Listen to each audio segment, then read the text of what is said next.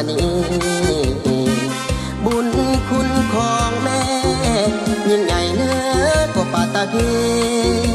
แม่สูงส่งศักดิ์ศรีลูกพ่อมีวันเริ่มพระคุณวันที่8 เดือน 3เป็นวันในน้ำของแม่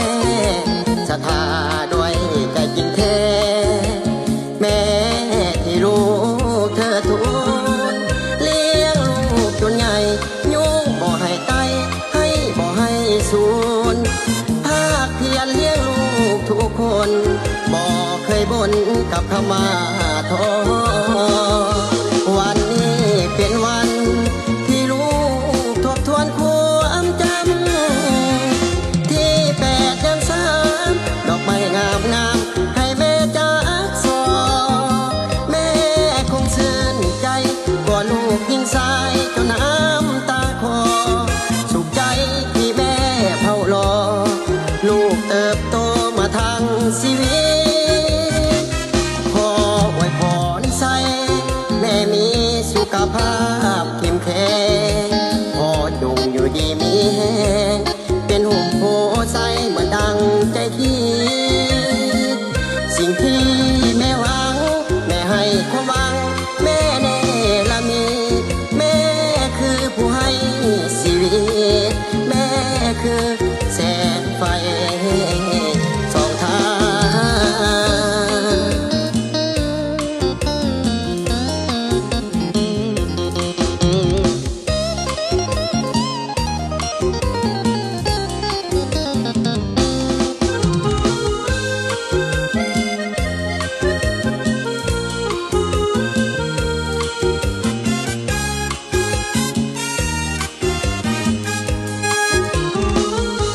วันนี้เป็นวัน